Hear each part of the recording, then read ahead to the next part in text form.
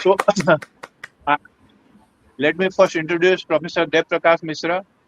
Professor Mishra जो है प्रख्यात शिक्षाविद हैं, साहित्यकार हैं, लेखक एवं सामाजिक चिंतक हैं।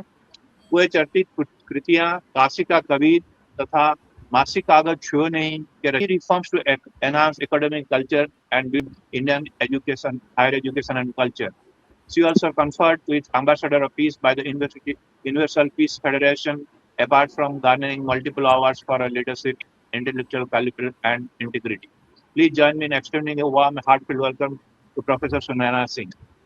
Madam, welcome to the stage. Thank you. Thank you so much. Thank you. You humbled me by the introduction. That is why I said whether women empowerment or we have to learn from you that how men will be empowered. Now I'll introduce Professor K. Vanaja.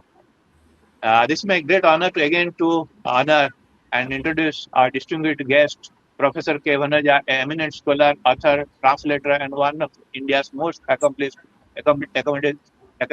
academician in the field of Hindi literature. With an illustrious academic career spanning 37 years, she has guided 33 PhD scholars, mentored more than 100 MPhil researchers, authored and edited over 25 books, and published more than 150 research papers. His pioneering contribution to feminist studies, ecofeminism, literary criticism, translations have enriched Indian culture and academic discourse. Dr. Vanaja has represented India on prestigious national and international platforms and received numerous distinguished honors, including recognition by the Government of India at the 9th World Hindi Conference in Johannesburg for her outstanding contribution to Hindi language and literature. She is also participant of Hindi Sahityakar Award from the Central Hindi Directorate, the Babu Gangasaran Singh Award, Babu Gulavari Awards, and Justice V.R. Krishna Iyer Memorial Education Award, the Hindi Bhasha Bhushan Award, and Prabhakar Shirotriya Criticism Award, among many others. Her remarkable journey is a shining example of how knowledge, perseverance, and leadership can empower women to break barriers and inspire generations. Please join me in extending a warm and heartfelt welcome to Professor K. Vanaja. Madam, welcome to the stage. We'll learn a lot of things from you. Now I'll hand over the stage to Professor Dev Prakash Misra so that he can carry out further. Sir, Professor Misra. Sir, welcome to the stage. Thank you, धन्यवाद गुप्तेश्वर माझी जी. गुप्तेश्वर माझी जी एक विख्यात senior scientist है सीडॉट में और इनकी काफी रुचि रहती है विभिन्न प्रकार के विषयों में. सामाजिक साइंस, काफी ज्ञानी व्यक्ति हैं. मित्रों, एक लंबे समय के बाद मैं इनमें बहुत सारे चेहरों से मैं मिल रहा हूँ. सबसे पहले तो मैं प्रतिभा जे मिश्रा जी को नमस्कार करूंगा, क्योंकि प्रतिभा जे मिश्रा के साथ मैं गुरु घासीदास केंद्रीय विश्वविद्यालय में हिंदी विभागाध्यक्ष और प्रोफेसर के पद पर कार्य कर चुका हूं. काफी कर्मठ और सामाजिक मुद्दों को उठाने वाली महिला है और काफी संघर्षशील है. बहुत कुछ इन्होंने हासिल किया है जिंदगी में. प्रोफेसर सुनैना सिंह जी को मैं नमस्कार करता हूं और उनके प्रति मैं आभार प्रकट करता हूं कि आप हमारे अनुरोध पर आई. बहुत बड़ी विदुषी, ज्ञाता और आपके लिए आपकी परिभाषा को किसी उपमा में नहीं बांधी जा सकती. मैं इतना कहना चाहूँगा.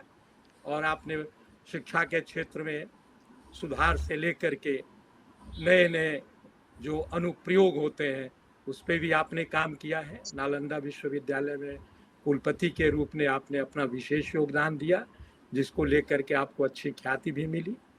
नीति नियमन को लेकर के भी आपने शिक्षा के क्षेत्र में अनेक योगदान दिया है. और हमारे साथ हमारी सहयोगी, हमारी विभागीय हिंदी विभाग की प्रोफेसर के बंजा, नमस्कार करता हूँ. इनका भी काफ़ी योगदान रहा है और आप स्त्री विमर्श से लेकर के स्त्री चिंतन के ऊपर इन्होंने बहुत कुछ लिखा है.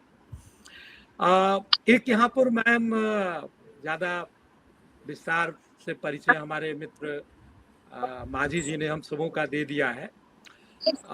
अभी जो हम सभी 3 विदुषी महिलाओं के व्यक्तित्व और समाज में जो इनका योगदान रहा है, इनकी उपलब्धियां रही हैं, इनको देखते हुए आज हम एक विषय पर विशेष रूप से चर्चा करने की आवश्यकता क्यों पड़ी।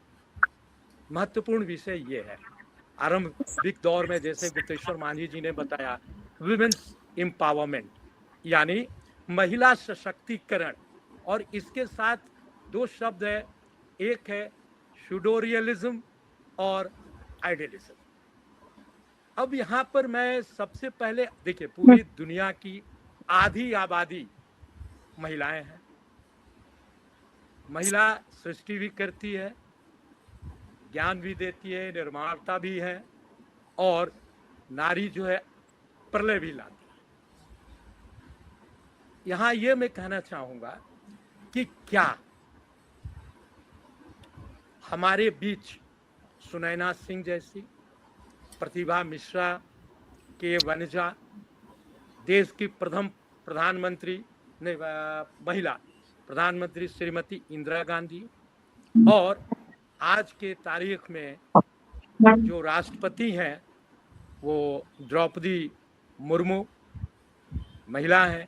विज्ञान के क्षेत्र में, ज्ञान के क्षेत्र में, हर क्षेत्र में आप देखें तो महिलाओं का विशेष योगदान और महिलाओं की विशेष उपलब्धि रही है।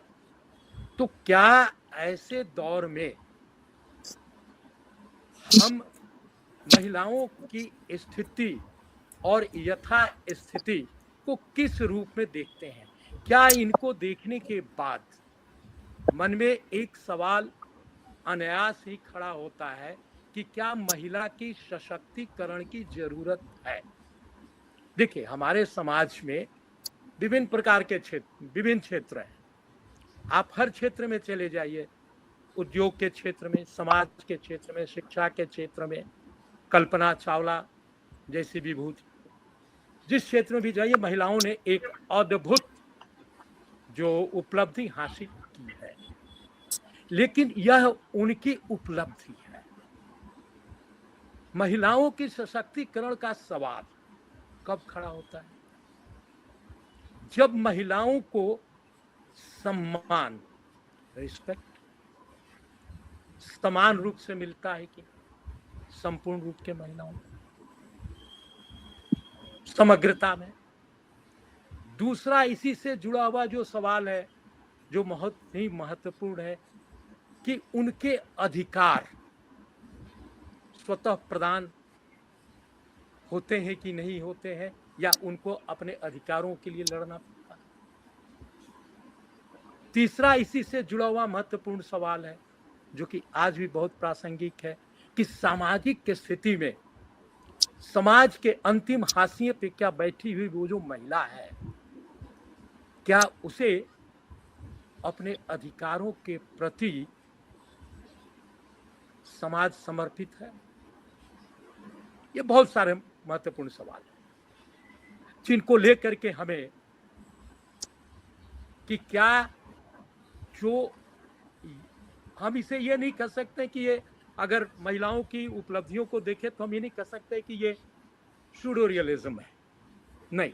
लेकिन समाज के गर्भ में, समाज के अंदर जब हम प्रवेश करते हैं तो नारी की जो स्थिति देखते हैं, महिलाओं की जो स्थिति देखते हैं, आज की तारीख में भी जो समस्याएं हैं, उससे ये सवाल खड़े होते हैं कि क्यों आखिर ये कुछ ग्रुप्स, एक क्लास तक महिलाएं सशक्त हैं, दैट आइडियल हो सकते हैं, एक आदर्श। लेकिन उस आदर्श को जो मानक है, क्या उस मानक का सामान्यीकरण आज की तारीख में समाज को हम सशक्तिकरण के रूप में ले सकते हैं?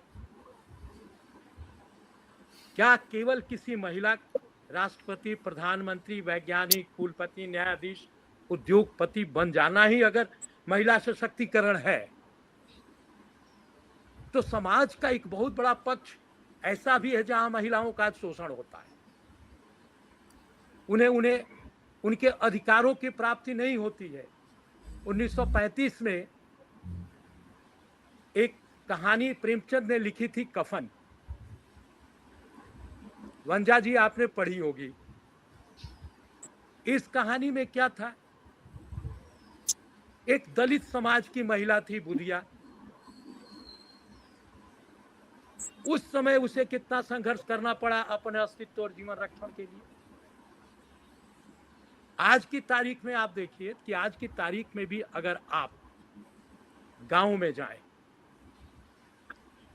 सरकार की नीति, नियम और उसके नियमन में परेशानी नहीं है, परेशानी मनोवृत्ति में है, माइंडसेट में है कि समाज उसे आज भी उसे सम्मान के साथ उसके अधिकारों को समग्रता में स्वीकार नहीं कर पा रहा, जिसके कारण हिंसा जैसी अनेक घरेलू हिंसा आप उठा करके देखिए। ये कुछ ऐसे सवाल हैं जो खड़ा करते हैं कि क्या समाज में नारी की यथार्थ में स्थिति कैसी है।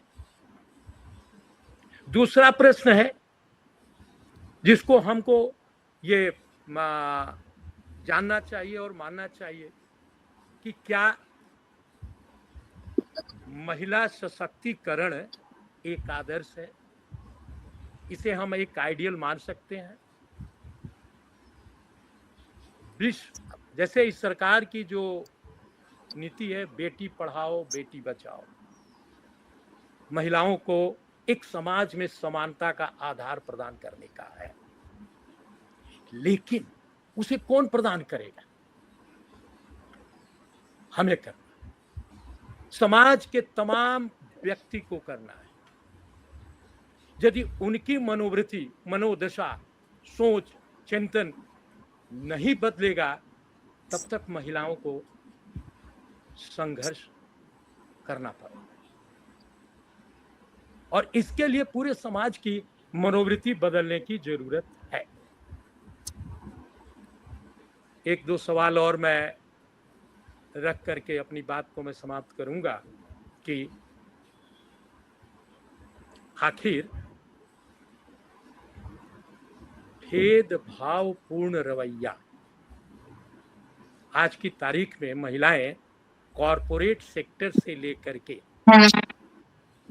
गवर्नमेंट सेक्टर तक हर जगह काम कर रही हैं, लेकिन उनके कार्य व्यवहार को लेकर के अनेक प्रकार की समस्याओं का उन्हें सामना करना पड़ रहा है।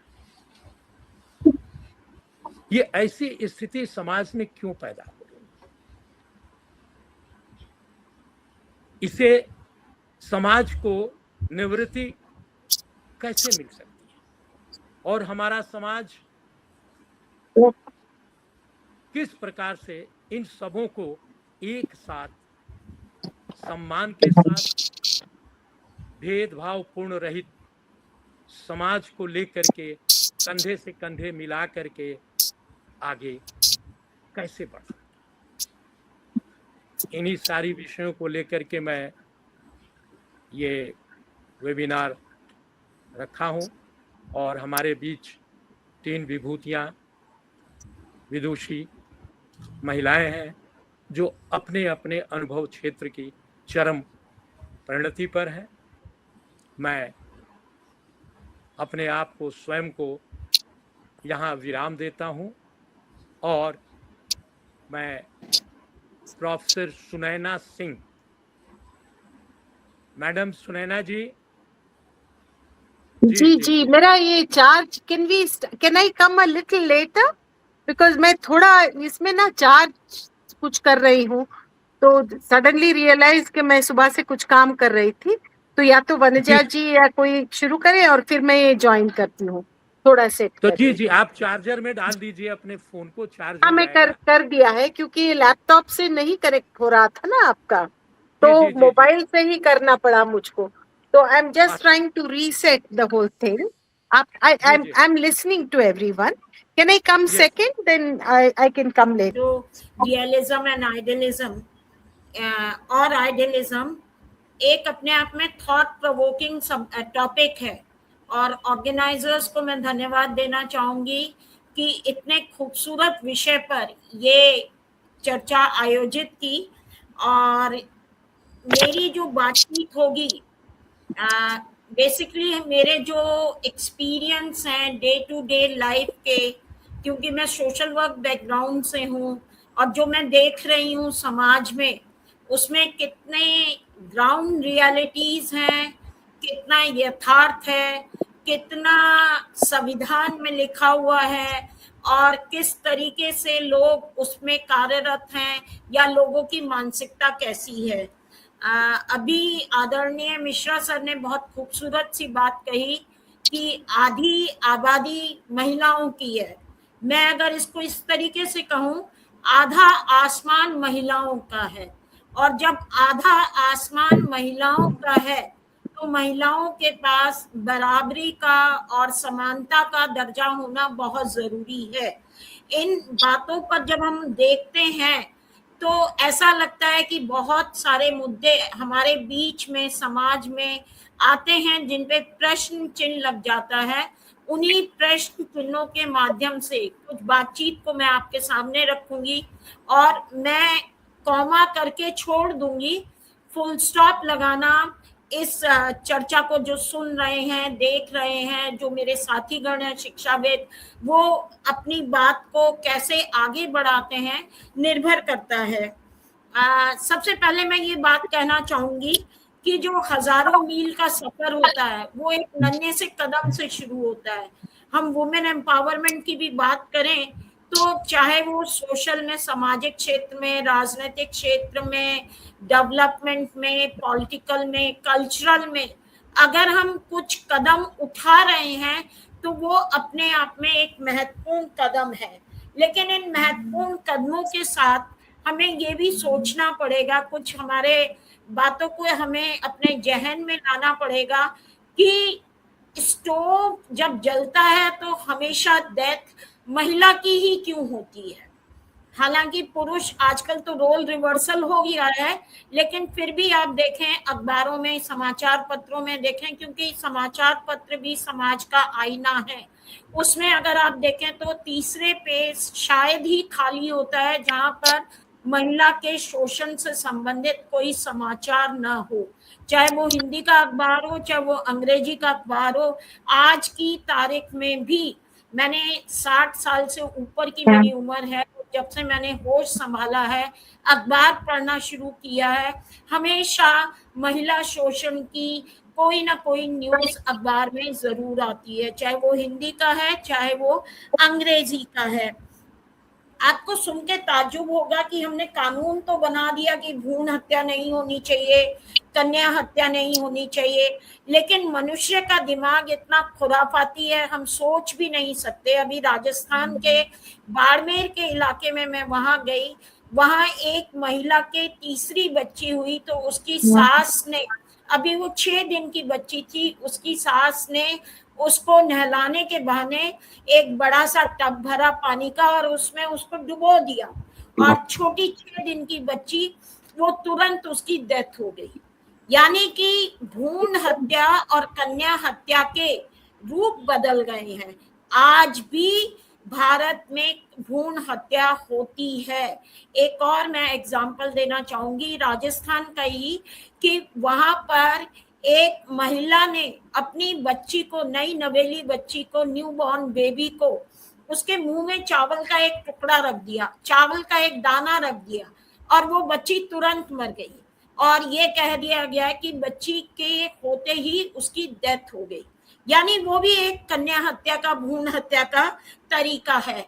अभी 1 महीने पहले की ही बात है कि हम कहते हैं कि पढ़े लिखे लोगों में शायद वुमेन एम्पावरमेंट की जरूरत नहीं है, लेकिन ट्विशा शर्मा का केस किसी से छुपा नहीं है।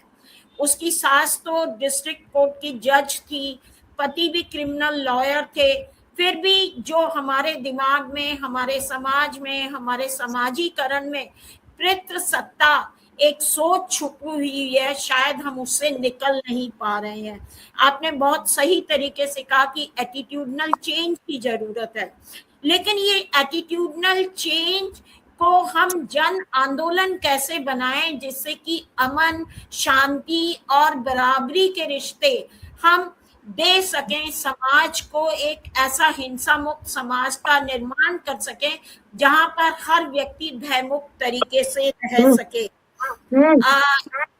एक और बात, मेरी उम्र 60 साल है, जैसा कि मैंने बताया, मैंने करीब 5 जनरेशन देखी है। अपनी नानी को देखा है, अपनी माँ को देखा है, अपने आप को देखा है, अपनी बेटी को देखा है और अपनी बेटी की बेटी को देख रही हूँ। शायद जो हमारी मानसिकता है, हमारी सोच है, उसमें कहीं कोई बदलाव नहीं है। हमारा खान पान बदल गया है, हमारी वेशभूषा बदल गई है, हमारा बोलने का तरीका बदल गया है, लेकिन आज भी मेरी बेटी अपनी बेटी को लेकर सुरक्षित महसूस नहीं करती है, जैसे कि मैं अपनी बेटी को लेकर सुरक्षित महसूस नहीं करती थी, और मेरी माँ मुझको लेके या मेरी माँ की माँ मेरी माँ को लेके। तो शायद हमें सोचना पड़ेगा कि महिलाओं को सुरक्षित जीवन, सुरक्षा और किस तरीके से उनको एक सेफ एनवायरनमेंट दे सके। और मजेदार बात देखिए, हम सब कहते हैं कि शिक्षा एक अपने आप में बहुत बड़ा हथियार है, एक बहुत बड़ा वेपन है वुमेन एम्पावरमेंट का, लेकिन जब बच्ची स्कूल में जाती है तो आपने देखा होगा एनसीईआरटी की किताबें, उसमें जब बच्चे को पढ़ाया जाता है तो पहली क्लास की ही किताब में लिखा रहता है, सीता घर जा, सीता झाड़ू लगा, रानी बर्तन धो, और लड़के के लिए लिखा रहता है, अमर स्कूल जा, अमर खाना खा। तो जन्म से लेके मृत्यु तक जो भेदभाव हमें समाजीकरण के माध्यम से मिलता है, उसको हम कैसे दूर कर सकते हैं? क्योंकि आप कितना ही पढ़ा लिखा घराना देख लीजिए, मैंने अच्छे अच्छे प्रोफेसर्स को देखा है, अच्छे अच्छे वाइस चांसलर्स को देखा है, बहुत ऊंची पोस्ट के ब्यूरोक्रेट्स को देखा है, बहुत अच्छी बात करते हैं वुमेन एम्पावरमेंट पे, लेकिन घर में जो बात होता है, उनका दिन प्रतिदिन का रवैया, लड़के लड़की के व्यवहार में बदलाव कहीं ना कहीं झलकता है। मैं एक छोटा सा उदाहरण देती हूँ। आज की डेट में भी अगर हम लड़की के बर्थडे पे जाते हैं तो उसको किचन सेट देते हैं, उसको बारबी डॉल देते हैं, उसको गुड़िया देते हैं, और लड़के को हम गन देते हैं, एरोप्लेन देते हैं, कार देते हैं।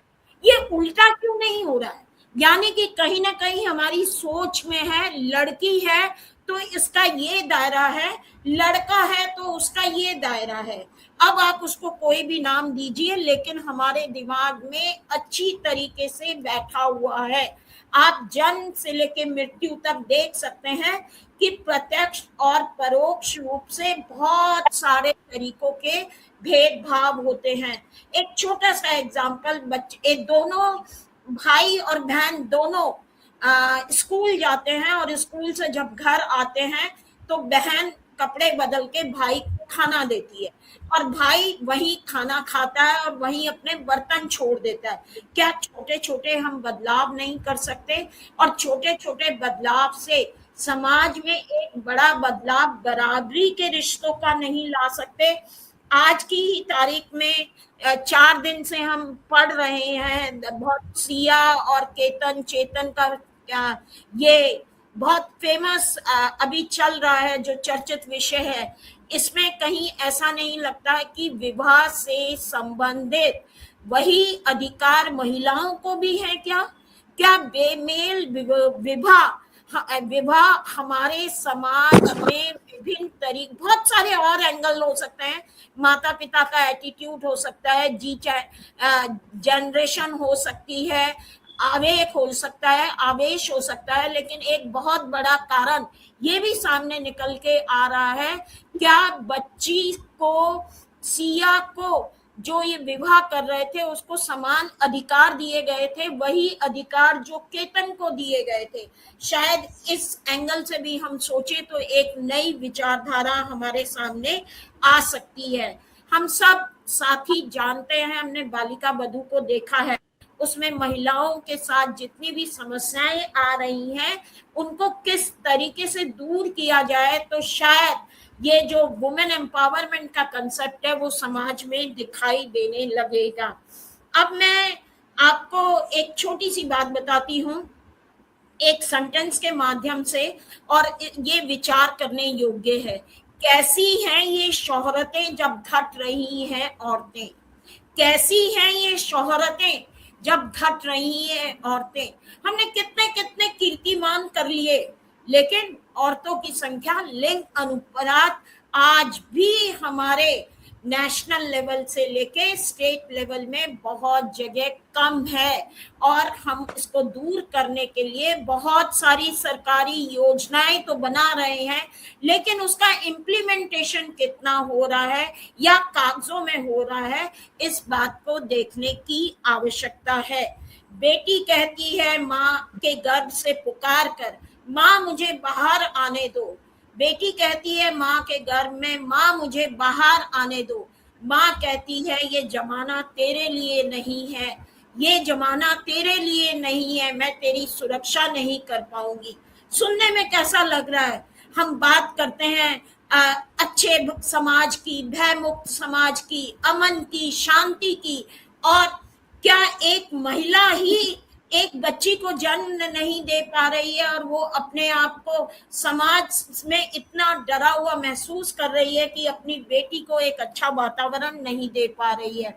हमें सुन के ताज्जुब होता है कि महिलाओं के इर्द गिर्द करीब 250 कानून ऐसे हैं जो उसका कवच का सामना करते हैं, और इन कवच के होने के बावजूद हर दूसरे दिन महिला उत्पीड़न की, महिला डोमेस्टिक वायलेंस की बहुत सारी एक्टिविटीज हमारे देखने में आती हैं। मैंने कई जगह देखा है महिलाओं को झाड़ू की तरह इस्तेमाल किया जाता है।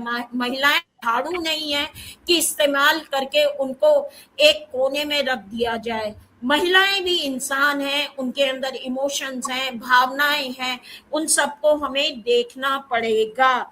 इसी के साथ साथ आजकल मैंने ये भी देखा है, मैं अपने कॉलेज में ही देखती हूँ, अपनी यूनिवर्सिटी में ही देखती हूँ, बाइक पे लड़का जब तक एक लड़की को ना बिठाए उसका स्टेटस सिंबल नहीं होता। क्या महिलाएं केवल इसलिए हैं कि बाइक के पीछे बैठे? जैसे कि पहले एडवर्टाइजमेंट अपने आप में कंप्लीट नहीं होती थी, जब उसके अंदर अगर महिला का सीन ना हो या महिला ना हो, रंग बदल गए, रूप बदल गए, आकार बदल गए, लेकिन मानसिकता वही है। नैना साहनी का केस हमको सबको मालूम है, 15 साल की लड़कियों से गैंग रैप होना, 3 साल की बच्ची के साथ रेप होना, कैसे कुसंगत वाले समाज, कैसे विकृति वाले समाज को दिखाती है, जहां पर आज मानव ही मानव का क्या बन गया है, भक्षक बन गया है, दानव बन गया है, प्रकृति का दोहन कर रहा है, और हम रक्षक से भक्षक बन गए हैं। क्या पढ़े लिखे समाज, जिसे हम कहते हैं सभ्य समाज, वहां पर मानव को महामानव नहीं बनना चाहिए, ह्यूमैनिटी दिखानी चाहिए, बराबरी के रिश्ते नहीं दिखाने चाहिए, भक्षक से रक्षक नहीं बनना चाहिए, प्रकृति से संस्कृति नहीं बनना चाहिए? कि अगर ऐसा नहीं है तो भंवरी देवी का केस क्यों है? क्यों गैंग रेप हुआ? क्यों 2012 में निर्भया का केस हुआ? 2024 में कलकत्ता में ऑरेंज कॉलेज का केस हुआ, वो तो डॉक्टर थी। सुरक्षित वातावरण को और सुरक्षित कार्य को बढ़ावा देने में ही हम वुमेन को एम्पावर कर पाएंगे। अब मैं एक आंकड़ा देती हूँ आपको, जो कि एनसीआरबी का है, शायद मेरे साथीगण जो हैं वो जानते होंगे। हर 78 मिनट में एक दहेज मृत्यु होती है। भयानक रूप देखिए हमारे समाज का। हर 59 मिनट में एक घटना यौन उत्पीड़न की होती है, हर 34 मिनट में एक बलात्कार होता है, हर 15 मिनट में एक छेड़छाड़ होती है और हर 12 मिनट में एक उत्पीड़न होता है। क्या ऐसे समाज की हमने कल्पना की थी जहां रथ के 2 पहिए हैं और उन 2 पहिए में से एक पहिए को धंसा चला जा रहा है और दूसरा पहिया दौड़े चला जा रहा है? क्या वो रथ सही सलामत होगा? वो समाज सही तरीके से चल पाएगा? आज जो जरूरत है, हमें एक दूसरे के प्रति संवेदनशील होने की जरूरत है, एक दूसरे के प्रति प्रतिद्वंदी होने की जरूरत नहीं है, एक दूसरे के प्रति सहयोगी होने की जरूरत है। हमें अपनी मानसिकता में बदलाव लाना होगा, माइंडसेट को बदलाव करना होगा, एटीट्यूडनल चेंजेस लाने होंगे, भय मुक्त वातावरण करना होगा। सरकार ने बहुत सारे कदम उठाए, अगर मैं आपको गिनाना शुरू करूं तो शायद रात हो जाए, शाम हो जाए और फिर भी पूरे ना हो। लेकिन मोटे तौर पे मैं कहूं, जेंडर पॉलिसी है हमारे पास, डोमेस्टिक वायलेंस एक्ट है, discrimination against women act, CEDAW है, जेंडर बजट भी है, जेंडर जस्टिस भी है। इंटरनेशनल लेवल पे सीडो 1979 में ही बन गया था।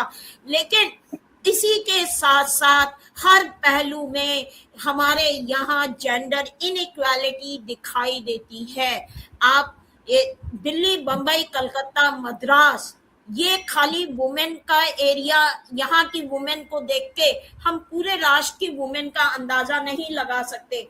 आज भी ग्रामीण इलाके में और सुदूर इलाकों में महिलाओं के साथ जो उत्पीड़न हो रहे हैं, उनकी शायद हम लोगों के पास जानकारी भी ना हो, लेकिन कहीं उन्होंने उसे अपनी एक मानसिकता बना लिया, अपनी एक दशा बना लिया।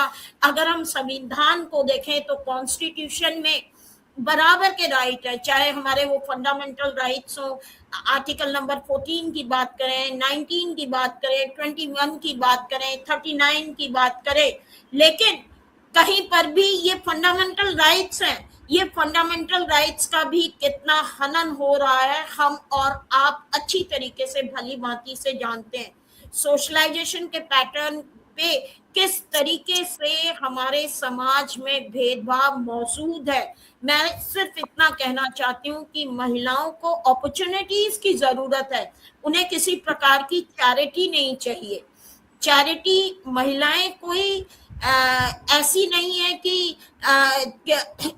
उन्हें किसी प्रकार की चैरिटी दी जाए। उनके पास भी उतना ही हुनर है, उतनी ही योग्यता है, उतना ही अनुभव है, बस एक अवसर देने की जरूरत है। और इस बात को प्रूव कर दिया जहां जहां महिलाओं को अवसर दिए गए हैं, चाहे वो शिक्षा के क्षेत्र में हो, चाहे वो वित्त के क्षेत्र में हो, चाहे पॉलिटिकल लीडरशिप के क्षेत्र में हो, चाहे जन प्रतिनिधि के क्षेत्र में हो, महिलाओं खेलों के क्षेत्र में हो, महिलाओं ने अपना परचम लहराया है। अभी चाइना में 4 × 400 की रिले रेस में वो वर्ल्ड रिकॉर्ड बना के आई है। और हॉकी टीम हमारे सामने है।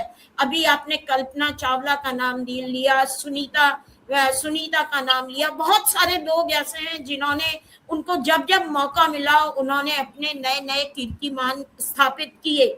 वर्ल्ड बैंक ने एक सेंटेंस बोला है जो मैं आपके सामने कहना चाहती हूँ, equality is not a just right thing to do, it is a smart economic.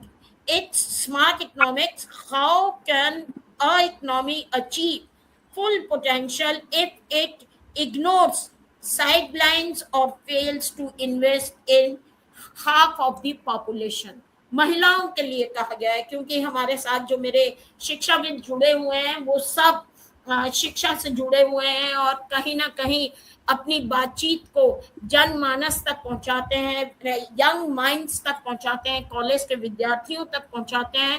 तो अगर हमें वुमेन एम्पावरमेंट को रियली मायने में समझने की जरूरत है, जानने की जरूरत है और इसको इम्प्लीमेंट करने की जरूरत है, क्रियान्वयन करने की जरूरत है, तो कुछ पॉइंट्स हैं जिन पे हमें सोचना होगा।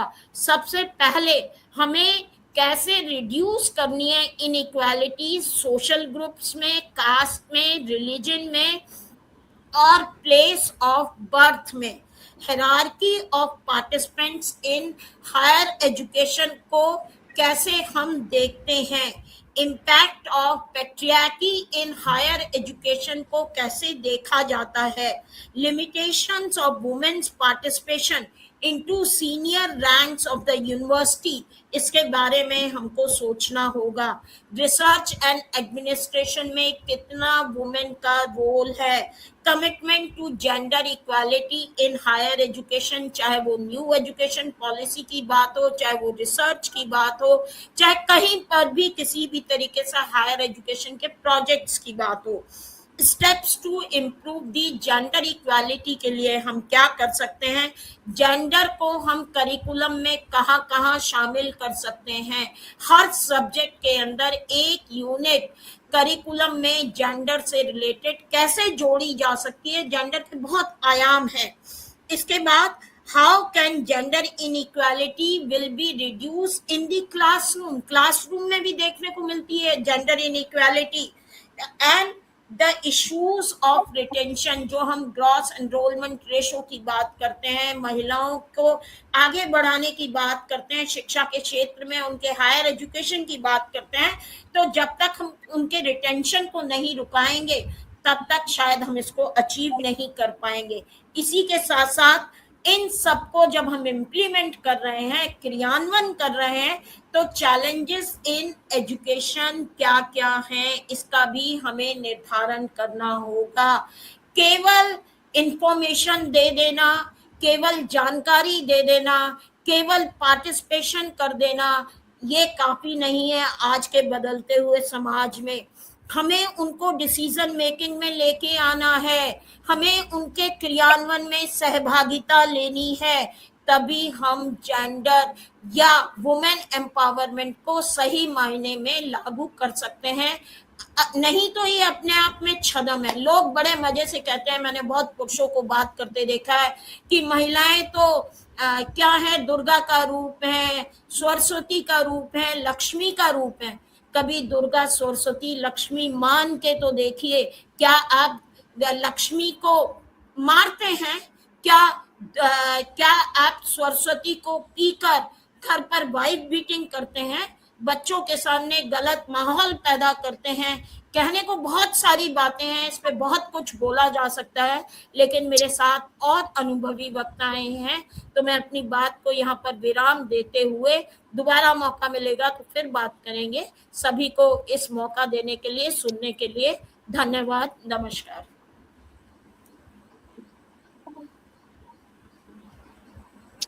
प्रतिभा जी, आपने बहुत अच्छी तरह से बात रखी।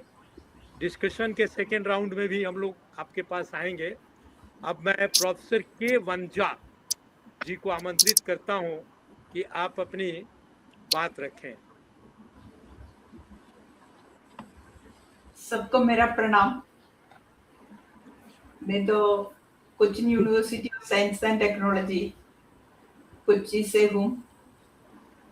मैं तो साहित्यिक क्षेत्र में तो सचमुच काम करती हूँ। साहित्यिक क्षेत्र मतलब अध्यापन में भी साहित्य है, हिंदी साहित्य, भाषा और साहित्य में है, MA, PhD आदि कार्यक्रम, और इसके साथ लेखन के कार्य में भी मैं जुड़ी हुई हूँ। इसलिए छात्रों के साथ मेरा जो रिश्ता है, साहित्यिक क्षेत्र में जो मेरा जो काम है और अकादमिक क्षेत्र में मेरा जो अनुभव है, इन सब के आधार पर मैं आपसे तो बात करना चाहूंगी। सचमुच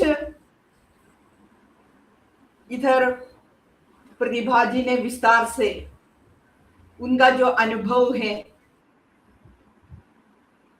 वो तो समाज के साथ मिलाकर प्रस्तुत किया है, या वो तो सामाजिक कार्यकर्ता है। मेरे यही अनुभव है उनका। मुझे तो वह अनुभव सचमुच बहुत कम है। जब कभी अवसर मिलता है समाज से मिलने और स्त्रियों के सशक्तिकरण के लिए और स्त्रियों को आगे बढ़ाने के लिए काम करती भी आ रही हूँ। मैं सबसे पहले इटालियन नाटककार दारियो फो की एक उक्ति आपके सम्मुख रखना चाहती हूँ।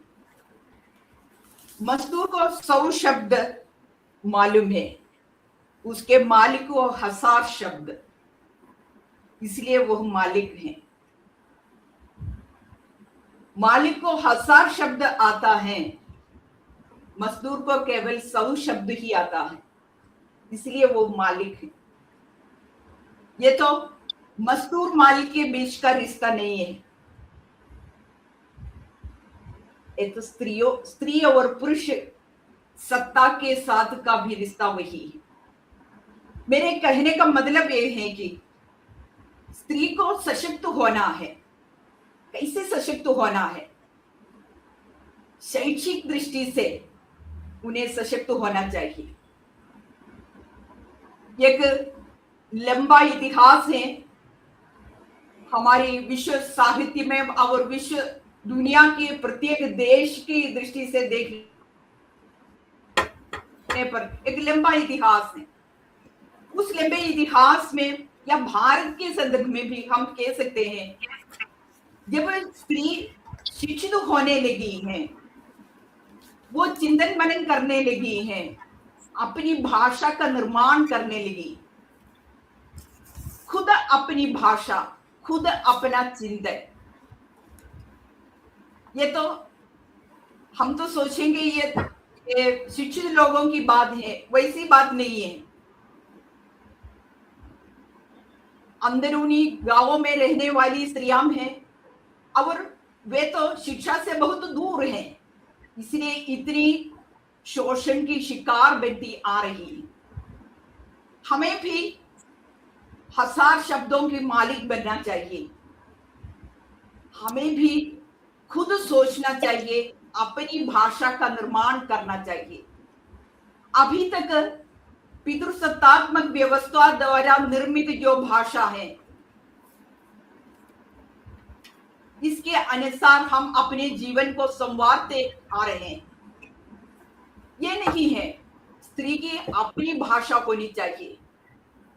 ऑगस्ट बेबल ने अपनी किताब विमेन एंड सोशलिज्म में कहते हैं, अपनी मुक्ति के लिए स्त्री को पुरुषों की ओर मत देखना चाहिए, खुद अपनी शक्ति को पहचानना, एम्पावरमेंट, खुद पावरफुल होना चाहिए।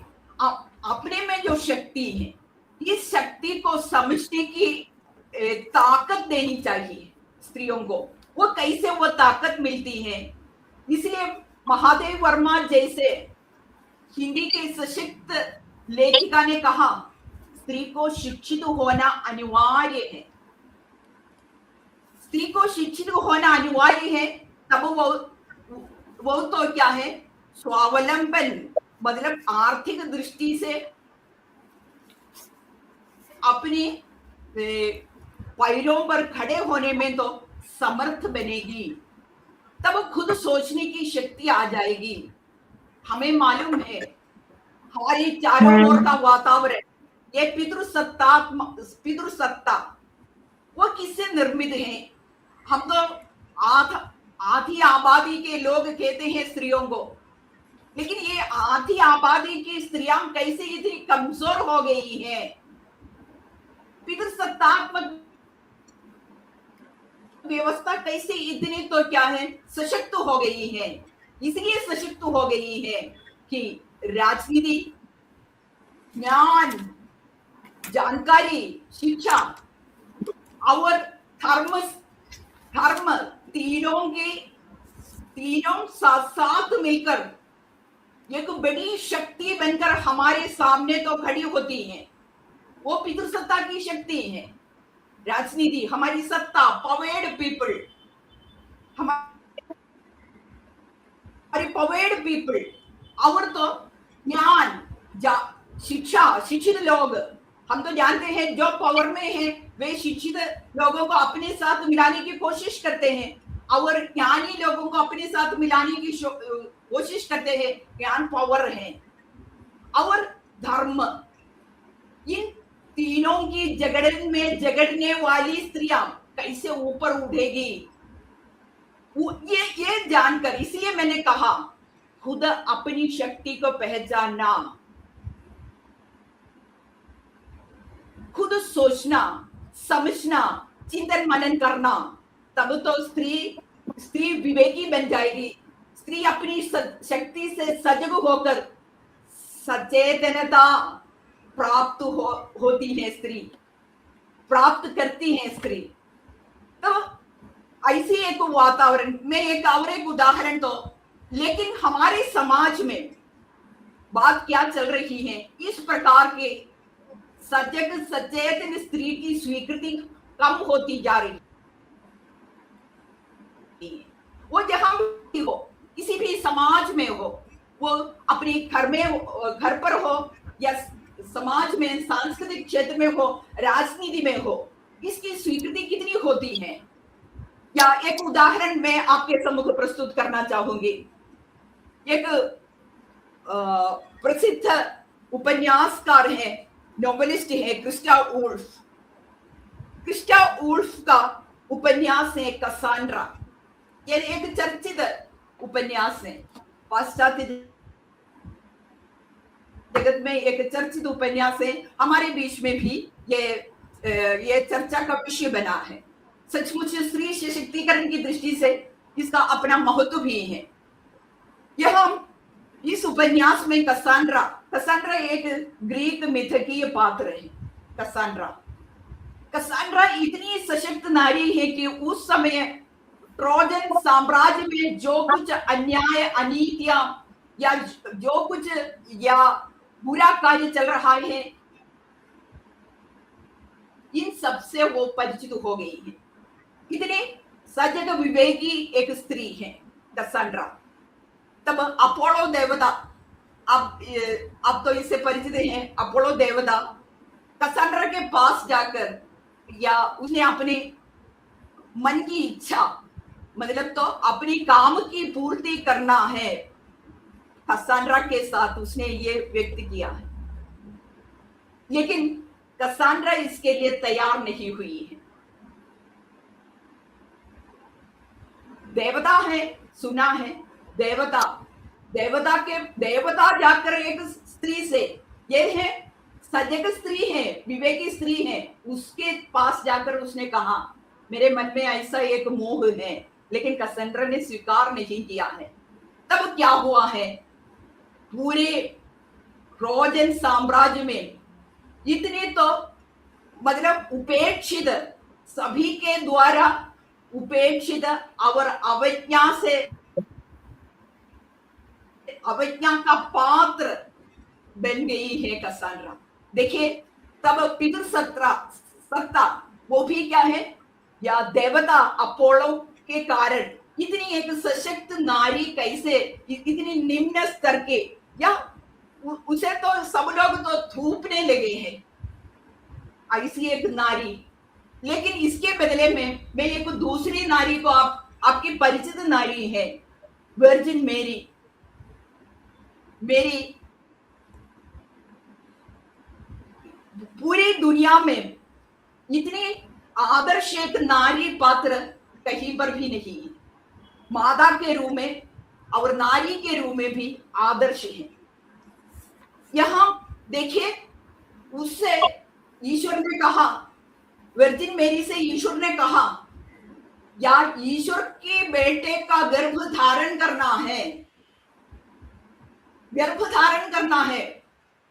एक बेटे का गर्भ धारण करना है। उसने किसी प्रकार की हिचक या किसी प्रकार के तो निषेध के बिना उसने ये स्वीकार किया है। उसने जीसस क्राइस्ट नामक एक बच्चे का जन्म दिया है। लेकिन यहाँ तो मैंने इस उपन्यास में दोनों इसलिए तो हमारे सामने आ जाते हैं। जीसस क्राइस्ट का जन्म जिस मेरी ने जन्म दिया है, वो मेरी ईश्वर के इस वचन को उस मेरी ने स्वीकार किया है। लेकिन अब इसलिए तो मेरी इतने बड़े आदर्श एक स्त्री हमारे सामने आदर्श स्त्री बनकर खड़ी होती है, लेकिन कसांड्रा उपेक्षित या सबसे घृणित एक स्त्री बन गई है। ये दोनों अंदर, तब स्त्री जब सशक्त बन जाती है, स्त्री जब सजग बनकर विवेकी बनने लगती है, उस स्त्री को स्वीकार करने के लिए पितृसत्तात्मक व्यवस्था द्वारा निर्मित ये समाज, उस समाज में पुरुष ही नहीं है, स्त्री भी तैयार नहीं हो जाती है। कारण हजारों सालों से स्त्रियों की दृष्टि का निर्माण किसने किया है? पुरुष सत्तात्मक व्यवस्था ने किया है। उससे अलग होने के लिए, या हम तो कहते हैं एक को लगना, सबको लगना है, एक को लगना पागल है, इसी स्थिति है स्त्री समाज में भी। या नए ढंग से सोचकर अपने जीवन में और चारों ओर के जीवन में परिवर्तन लाने की कोशिश जो स्त्री करती है, उसे आगे बढ़ने की अनुमति हमारा समाज इसलिए नहीं देता है कि हजारों सालों की जंजीर में फंस जाने की भाषा सिखाती आ रही है पुरुष सत्तात्मक व्यवस्था। उससे निर्मित भाषा सुनती है, उससे निर्मित कानून है, उससे निर्मित सत्ता है। इसलिए प्रत्येक क्षेत्र में स्त्री को स्थान देने की जरूरत है।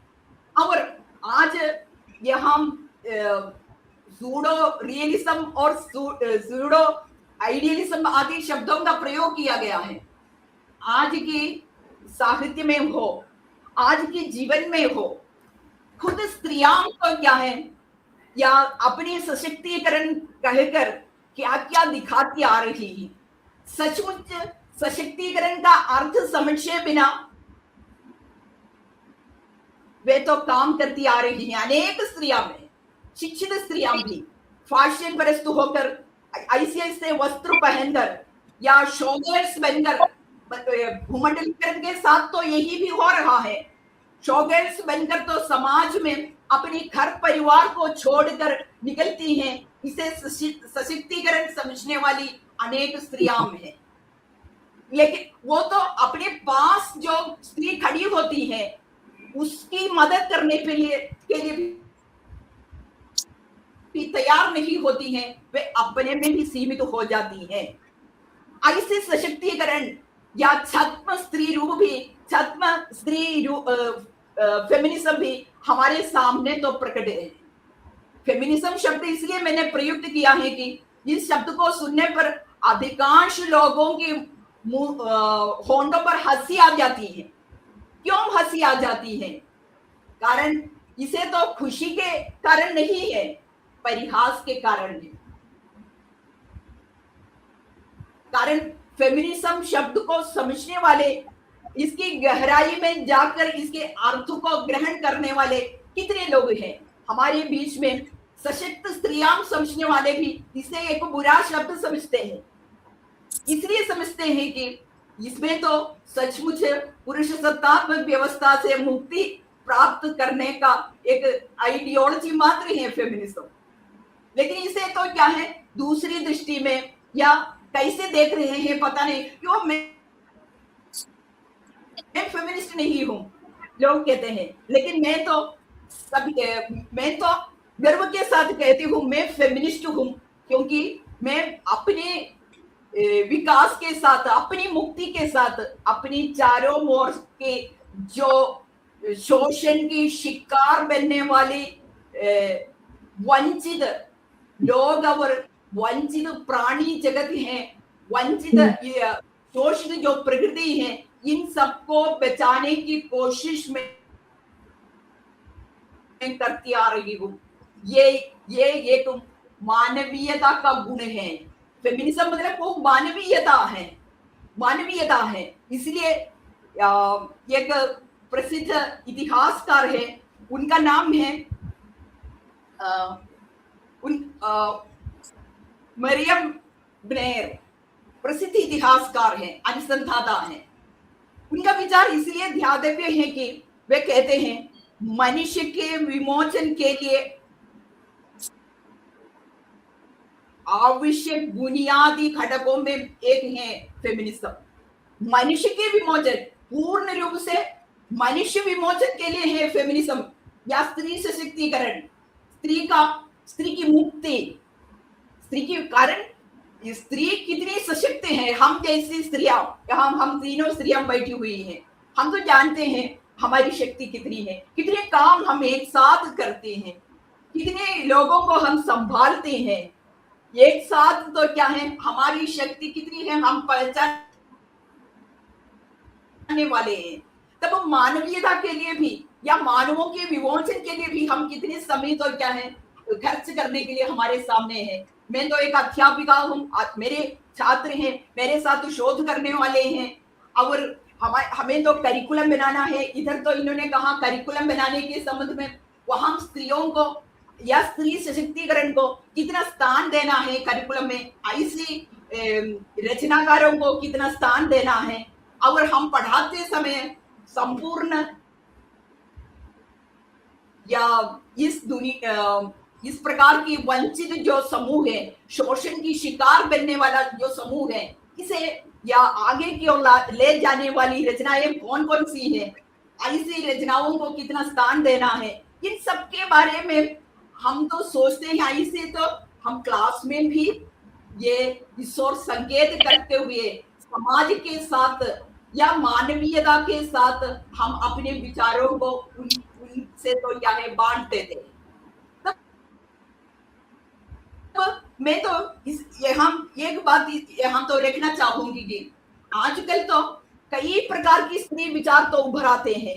मैंने इधर कहा शोषित वंचित, शोषित मतलब कहने पर तो केवल कुछ स्त्रियां तो मैंने कहा ना अपने पर सीमित हो जाती है, या अपने पर सीमित हो जाना अपने विकास के साथ, या आजकल सबसे ज्यादा शोषण की शिकार बनने वाला स्त्रियों के समान बनने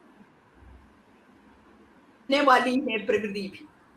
प्रकृति सबसे ज्यादा इस दुनिया में शोषण के शिकार बनने वाली स्त्रियां और प्रकृति है। प्रकृति कहने पर तो या केवल धरती या धरती के अन्य जीव जंतु कि पेड़ पौधे और चराचर या कितने जानवर और हमारी नदियां, हमारे पर्वत या क्या क्या विनाश के कगार पर तो खड़े होते हैं। विनाश के कगार पर वे सब खड़े होते हैं। ये सब किसके कारण है? ये सब पूंजीवादी पुरुष सत्तात्मक व्यवस्था या कारण है। उनके तो क्या है पकड़ में इसे समझने वाली है स्त्रियां। आप तो जानते हैं हमारे समाज में मेधा पटकर का नाम आपने सुना होगा, और महाश्वेता देवी है, वंजा जी है, वंदना शिवा है। ओके बोलिए।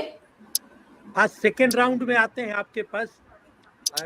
या अभी मैं समाप्त करती हूँ, ये एक कहते हुए मैं तो समाप्त करती हूँ। कारण तो ये प्रकृति और स्त्री दोनों को कारण आजकल की जो समस्याएं हैं मिलाकर कहते हुए मैं समाप्त करती हूँ। ओके, या इसलिए मैंने कहा ये सब हमारे साइलेंट स्प्रिंग जो लिखा है रेचल कर्सन, इसे ये सब तो स्त्रियां में है सचमुच। क्यों? स्त्रियों ने समझ लिया, सबसे ज्यादा संवेदनशील स्त्रियों ने समझ लिया या ये प्रकृति कितनी शोषण की शिकार बनती है, आदिवासी लोग कितने शोषण के शिकार बनते हैं, और हमारे वृद्ध जन कितनी शोषण के शिकार बनते हैं। इस प्रकार समाज में वंचित और हास्यकृत कई उम्र के नाम पर, लिंग के नाम पर, जाति के नाम पर शोषण के शिकार बनने वाले लोगों को पहचान कर उनकी मदद करने के लिए भी स्त्रियों को आगे बढ़ने की जरूरत है। यहाँ मैंने इसलिए कहा था कि स्त्री का दायित्व उसका दायित्व का दायरा तो बड़ा हो गया है। आज भी हम तो अपने में सीमित होकर, अपनी परिष्कार में सीमित होकर रहना तो ठीक नहीं है।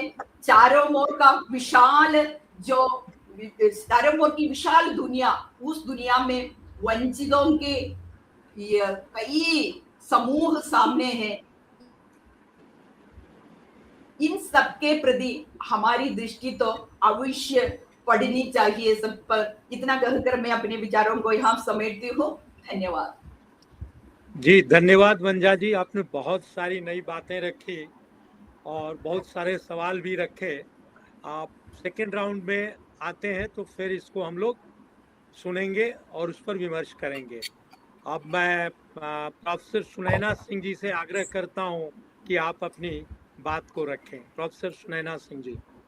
नमस्कार मिश्रा जी, नमस्कार। पहली बात तो मैं आपको बधाई देना चाहूंगी कि आपने यह टॉपिक को चूज किया, क्योंकि women empowerment, whether it is pseudo realism और realism, you know, pseudo idealism और आदर्शवाद, आपने जो भी कहा है, मैं इससे दायरा बहुत सीमित हो जाता है।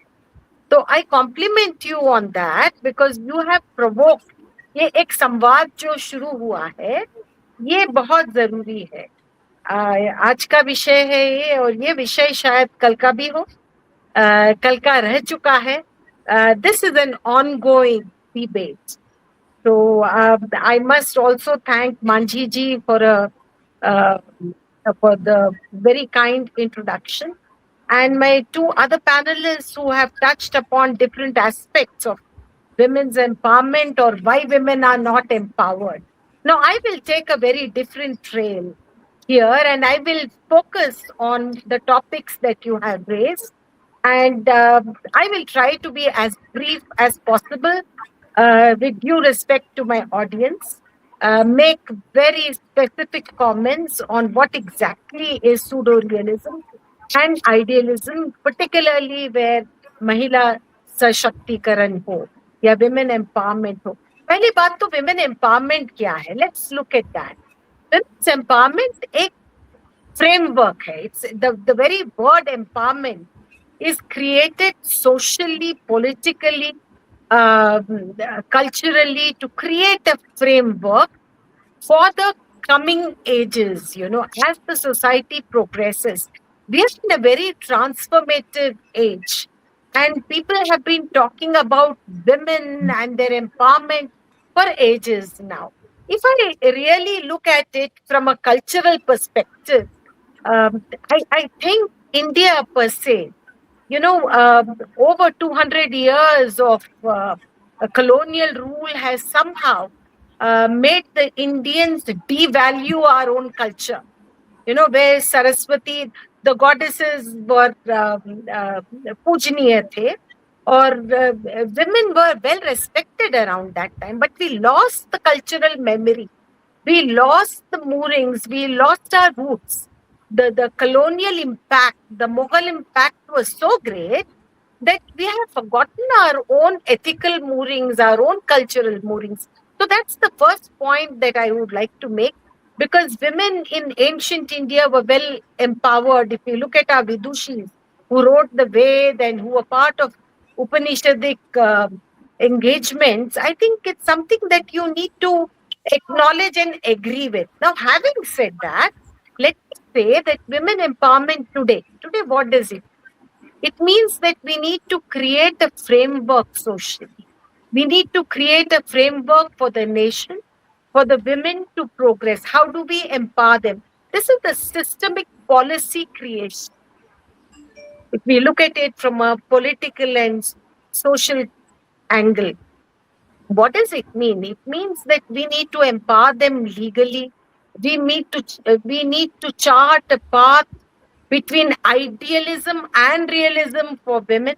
We have to empower them socially, legally, politically, familially. Most importantly is the economic empowerment of women. You know, this is one area. Women will be empowered if they have the education, if they have money of their own, where they are not answerable to men in their life as to how they want to spend the money or not. Pehli baat to, how many women have properties in their names? You know, that's something that will uh, determine how empowered we are. So women as passive takers of social pressures is something that has bothered me right from the beginning. At so-called feminists, the activists shouting from rooftops saying we don't have this, we don't have that, you know, how the governments need to be blamed. Have they really empowered the women near them? Have they empowered the women in their own lives? You know, women have been the biggest critics of other women. So first of all, I would plead that women should learn to empower themselves, have faith in their own capabilities. Education is so important, but how do we re-educate ourselves is also very important. You know, education is not just literacy. How do we want to progress in our lives? Can we take our own decisions? Can we stand by them? Can we carve a path for ourselves and for our loved ones? You know, which speaks of our own dignity, of our own self-respect, as well of dignity and self-respect of others. So that's point number one. What is idealism do? आदर्शवाद जो बोलते ये भी होना चाहिए था, वो भी होना चाहिए था, नहीं है. Idealism actually ignores the tangible progress. Is there a tangible progress or not? Let's be realistic about it. You know? So in metropolitan cities, some of us may be very well educated. I was fortunate to get the opportunities where I could prove my mettle. I could prove my integrity, my own self-respect and leadership skills. So but have I worked towards creating those opportunities? Maybe yes, maybe no. You know, but the very fact that given an opportunity, how do we deal with that opportunity? How do we contribute to the betterment of society? How do we contribute to the growth of the nation? Now, when we say this, it's women around. So that's very important, you know. So idealism, to my mind, ignores the progress that we need to make. So what about the pseudo realism? This is a buzzword these days, you know. Sometimes we tend to think that the tokenism is very important, you know. So women are, we are talking about in parliament, the number of women, you know, 30%, you know, we've been progressing so slowly that is it really happening or not? It's a buzzword, but it's not translating into reality, right? Because there are some parties who don't want to agree. Now, that's a political mandate. But are we giving enough opportunities to women to bring about an effective social change? So the systemic change that has to come, that is where our views are very, very cynical. What are the measurable goals? What have we achieved? The data is there everywhere. But the real world progress is about the economic empowerment of women. It's about educational empowerment. It's about the opportunities that we give to women and what do women do with those opportunities. This is very important. Why do we look at this topic of empowerment as purely idealism? You know, this is another where the focus is on utopian vision, you know, which is not going to happen. A utopia neither existed nor will exist. We have to be realistic here, where we need to focus on how do we want to project women in our own society? How do we want to deal with women in our own families? How do we want to see women who are career oriented or who would like to balance. It's okay to balance career between families. We've all done, and I think we've done it superbly. They generally say that, is it an ideal scenario of balance between career and family? It's not an ideal scenario. It is very difficult. But women still manage because they have been multitasking all their life. Do they have choices, many choices in life? No. They are not given the choice. And do we want to take those choices, build the choices for ourselves? Is that something we have not given to our girls? We have not empowered our young girls to take their own decisions, to make their own choices. We are constantly telling them that they are wrong. We are constantly trying to correct them. You know, you need to sit in a proper way. You need to smile in a proper way. You need to be very, very polite. You need to respect everyone. Whether we are teaching our young girls to respect themselves, nobody talks about that. So that's the issue that I'm very concerned about. Look at in today's age, it's a transformative world. It's an AI age. It's a game changer for the world. There's so much progress, so much transformation that's happening. Is it happening in women's lives? You know? So that's where I want to take another look at it and say that as mothers, are women training their sons to be mindful of girls? I somehow don't believe in this so-called gender studies because it only creates, rifts between genders. You know, this is not the way to look at empowerment. Empowerment is all about, are we training our sons? Are we telling our fathers, husbands, brothers, whoever, the men in our lives, that they need to, teach the other men to respect women, to give them the opportunities that they deserve, but without being as though they're doling out favors, So women have to also train their daughters in such a way that they can seize the opportunity. They believe in themselves. Trusting one's own capability is so important, which is missing in today's age and time.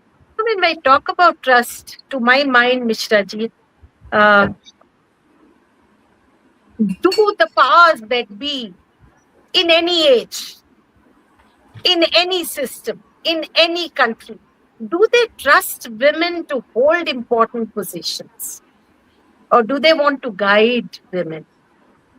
Is a question that we need to think about. Because as a leader, if I do not agree with something, then I should not be bracketed either as arrogant or dominating. So that I might be following certain principles in my life, and I may say, no, that may not be correct, this may be. So that respect should come to I'm not giving a personal example, but generally I'm saying this is how. The men should also learn to trust women, dismissing them as emotional, dismissing them as not being capable of running the show or taking the lead and moving forward. This is something that needs to change too as we progress. I somehow believe that women, are always looking at idols, which is okay. But are we trying to create our own roles as being emulative? Instead of blaming others, am I raising my own status, elevating my own self so that other women are inspired to emulate? That's something that every woman must think. Constantly blaming society or others is also not empowerment to my mind. We need to learn to empower ourselves. We need to believe in ourselves. We need to say that I can do it.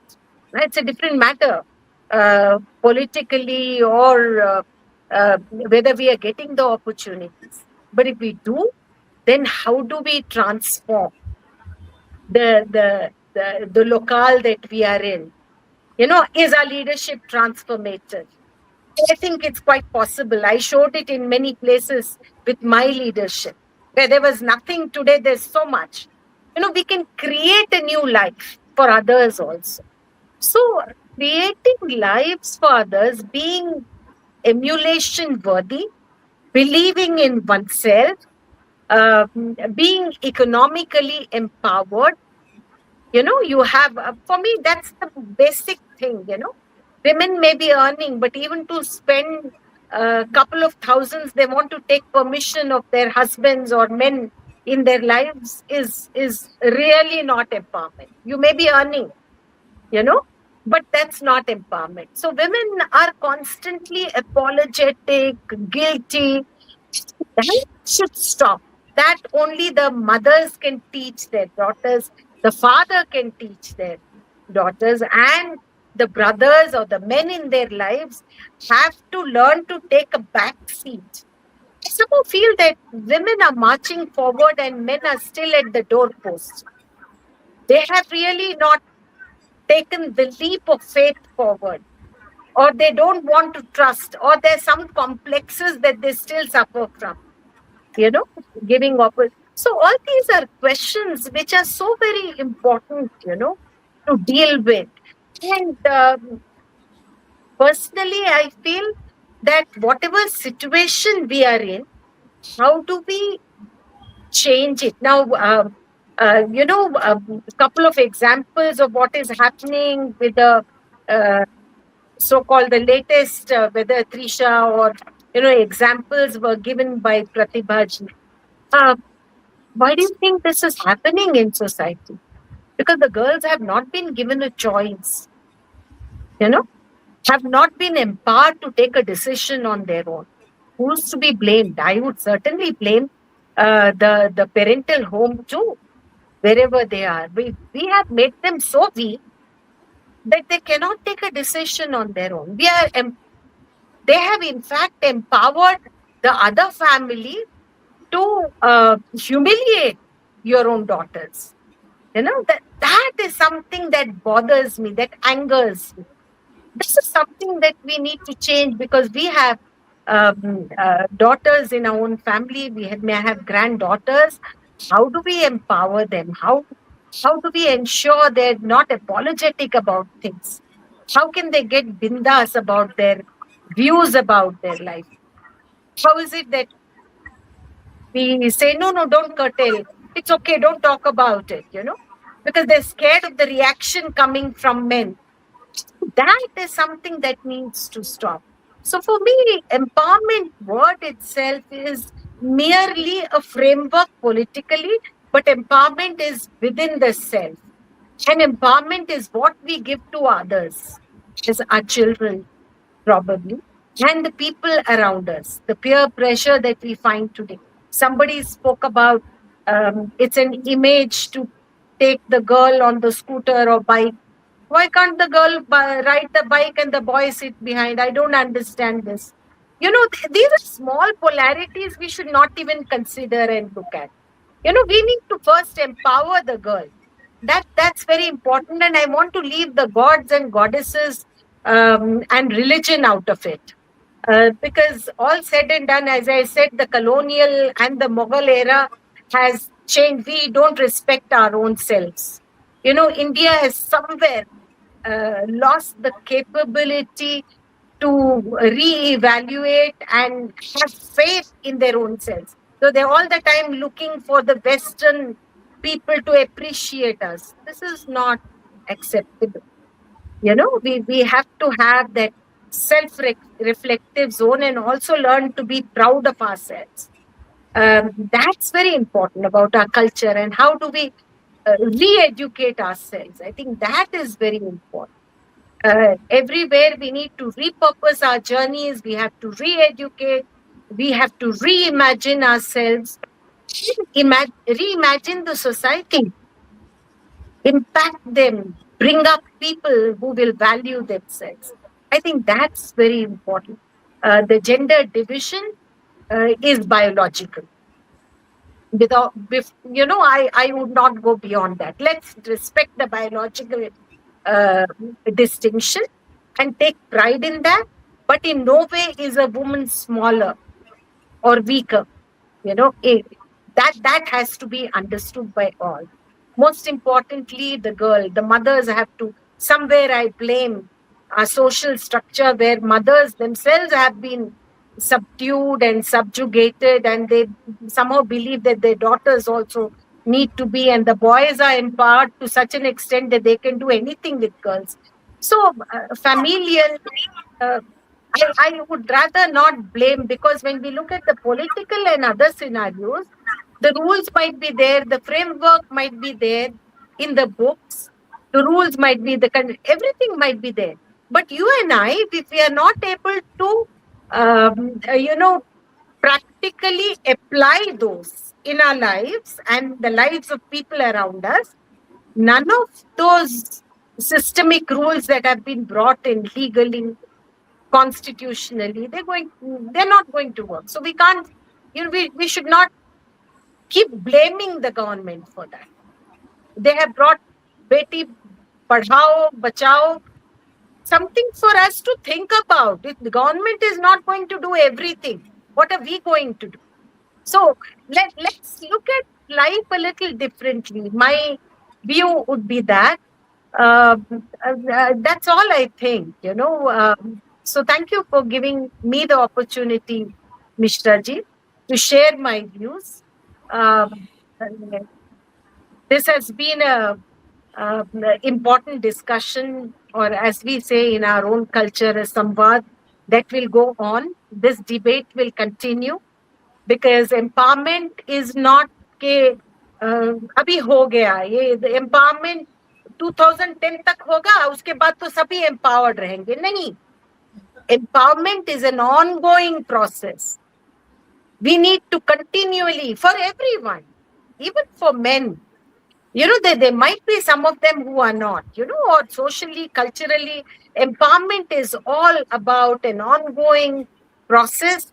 How do we keep energizing ourselves? How do we keep making ourselves positive rather than be nihilistic about everything and blame everybody else for what is happening?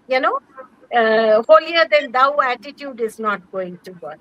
So empowerment is an ongoing chapter, I would say. We all must continue to empower ourselves and others around us, and perhaps teach others through our own lives. Thank you. Thank you. Thank you, Mishra ji, and thank you, my panelists, also the co-panelists here. How much more time do we have? I have another meeting.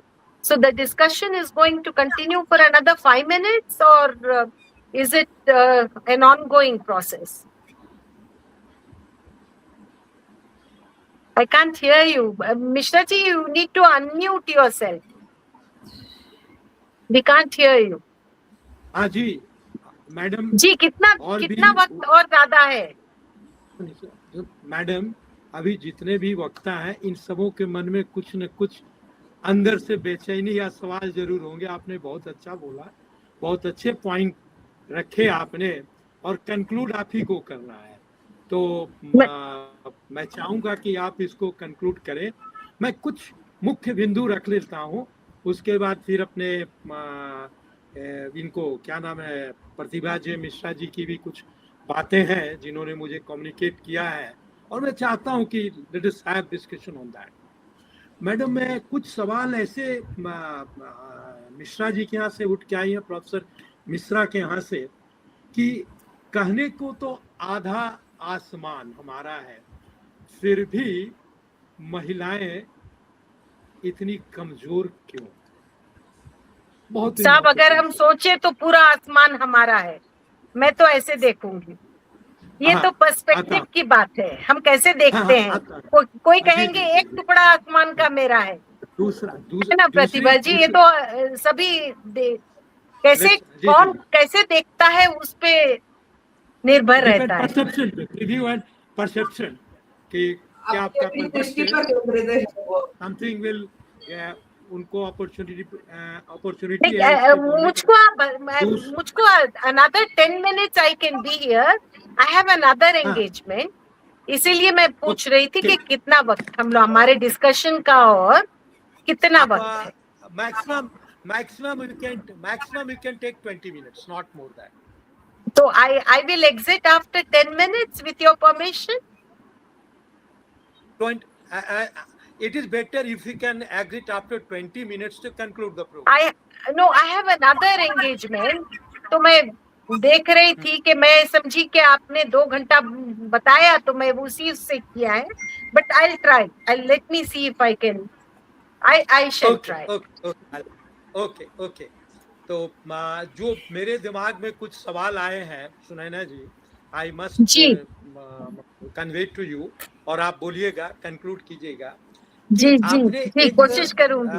महिलाओं को लेकर के एक जो हमारे culture का एक जो नरेशन रहा, जैसे कि सरस्वती को ज्ञान की देवी माना गया है, और उनको एक नरेशन महिलाओं को लेकर के ये हमारे समाज में चलता है कि ठीक है, महिलाएं जो हैं वो ज्ञान प्रदायिनी हैं, यानी नॉलेज की सोर्स ऑफ नॉलेज हैं। मतलब इतने पावरफुल ढंग से हमारे कल्चर में महिलाओं को प्रोजेक्ट किया गया है। ये दिस इज एन आइडियलिज्म, ये आइडियलिस्टिक प्रीव्यू है टू आवर इंडियन ट्रेडिशन और कल्चर। बट वर्तमान स्थिति में हम उसे किस रूप में एक्सेप्ट कर रहे हैं और संभावनाएं क्या है, first I would like to know that. Second point आपने एक बहुत अच्छा रेस किया, socio political narration. Social political narration जब चलाना होता है, हम पार्लियामेंट में कितनी सीट दे रहे हैं ये करें, दैट इज द गवर्नमेंट का अपना एजेंडा है, वो सारी सरकार करती हैं। लेकिन एक सवाल प्रतिभा जी का बहुत प्रासंगिक उठ करके आया, एंड इट्स वेरी रिलेवेंट, कि मनोवृत्ति, माइंडसेट, जब तक हमारी मनोवृत्ति नहीं बदलेगी तब तक हम लोग इसे एक जन आंदोलन की आवश्यकता है। और ये जन आंदोलन किस रूप में आएगा? मनोवृत्ति को बदलने के लिए, एग्रेशन से नहीं। समाज में एग्रेशन से डिवीजन होता है, हमें इसे बहुत ही एक कह लीजिए को प्रेमात्मक ढंग से एक जन आंदोलन की, जन चेतना की जरूरत है, जो मनोवृत्ति के द्वारा ही बदली जा सकती है या समाज का एक नया स्वरूप आ सकता है। तीसरा एक बहुत है, हिंदुस्तान में भारतवर्ष हमारा एक ऐसा राष्ट्र रहा है जहाँ पर विविध प्रकार की संस्कृतियाँ रही हैं, और विविध प्रकार की संस्कृतियों को फलने का, फूलने का पूरा मौका मिला है, संभावना है। यदि आप ट्राइबल में जाएं, मिश्रा जी जानती होंगी, प्रतिभा जी मिश्रा, ट्राइबल में आज की तारीख में भी फीमेल डोमिनेटिंग सोसाइटी है। वहाँ पर 3, आप चले जाइए नॉर्थ ईस्ट में, वहाँ पर जैंटिया, खासी, गारो, ये हिल्स में 3 जो ट्राइब्स हैं, उनके यहाँ फीमेल डोमिनेटिंग सोसाइटी है, कहीं पर मेल डोमिनेटिंग सोसाइटी है। तो ये जो परिस्थितियाँ, उनके अपने कुछ सीमाएं हैं, उनकी अपनी कुछ दृष्टियां हैं, और पितृसत्तात्मक समाज की अपनी कुछ दृष्टियां हैं, जिसको लेकर के पूरे भारतवर्ष में अगर आप देखें तो एक समानता का भाव, माने एक होमोजेनिटी, एकांगता का भाव लगभग नहीं मिलता है। अंत में मैं जो अपनी बात को रखूंगा, ट्राइबल, आदिवासी समाज हमारे समाज का एक बहुत बड़ा और अभिन्न अंग है। उसमें एक निर्मला पुतुल कुमारी बहुत अच्छी कवित्री भी है, मैंने उनकी कविता जो है आज के संदर्भ में भी, और ये कविता पढ़ने के बाद मुझे ये टॉपिक दिमाग में आया। उस कविता की मैं 4 पंक्तियां सिर्फ रखना चाहूंगा, और बहुत ही मार्मिक वो कविता है, ध्यान से सुनिएगा कि बाबा मुझे उतनी दूर मत ब्याहना, बाबा मुझे उतनी दूर मत ब्याहना, जहां मुझसे मिलने जाने खातिर घर की बकरियां बेचनी पड़े। मत ब्याहना उस देश में जहां आदमी से ज्यादा ईश्वर बसते हैं। मत ब्याहना उस देश में जहां आदमी से ज्यादा ईश्वर बसते हो। जंगल, नदी, पहाड़ नहीं हो जहां, वहां मत कर आना मेरा लगन। वहां तो कतई नहीं जहां की सड़कों पर मान से भी ज्यादा तेज दौड़ती हो मोटर गाड़ियां, ऊंचे मकान और दुकानें हो बड़ी बड़ी। एक ट्राइबल, निर्मला पुतुल कुमारी बहुत अच्छी कविताएं लिखती हैं। महिलाओं की अंतर्वेदना इस कविता में आधुनिकता, उनके समानता, उनके अधिकार और उनकी मन स्थिति समेटे कि आज की तारीख में भी हमारे समाज में ऐसे वर्ग हैं जहां बेटियों का ब्याहना एक बहुत बड़ी समस्या है और समाज उस हिस्से को देख नहीं पा रहा है। जिस दिन उस समाज के इस समस्या को, या इसके लिए कोई मतलब हमारे पास या हम लोग के पास अलाउद्दीन का चिराग नहीं है कि उसको घुमा दिया, ये इसका रास्ता निकल जाएगा। लेकिन हाँ, यदि मनोवृत्ति, मानसिकता बदल जाए तो एक समरस समाज की ओर हम लोग जा सकते हैं। अभी और भी जो आपके पास वक्त कम है, कहने के लिए बहुत कुछ है। मैं प्रतिभा जे मिश्रा जी से आग्रह करूंगा कि अपनी बात रखें, फिर बंजा जी के पास आऊँगा और माझी जी के पास आऊँगा। वक्त कम है इसलिए हम लोग बी इन ब्रीफ इसको कंक्लूड हमारे प्रोफेसर सुनैना सिंह जी को करना है। प्रोफेसर प्रतिभा जे मिश्रा जी। धन्यवाद मिश्रा सर। आपने जो कुछ मुद्दे उठाए, मेरा ऐसा मानना है और शायद मेरे साथ साथ मेरे साथीगण भी मानेंगे कि स्त्रियां जो हैं राष्ट्र की निर्माता हैं। पुरुष को जन्म भी स्त्री ने ही दिया है और स्त्री को जब हम कहते हैं पहला अध्यापक, तो शायद इसीलिए स्त्री को सरस्वती कहा गया। लेकिन विकृति होती गई, प्रगति की जगह उसमें और गलत बातें जुड़ती गई। आज अगर आप देखें, मैं चाइल्ड डेवलपमेंट में एक बहुत अच्छी सी स्टडी है जिसमें 2 शब्दों का इस्तेमाल किया गया है, restricted code and elaborate code. पहले जब बच्चा जन्म लेता था तो 3-4 जनरेशन के बीच में पलता था।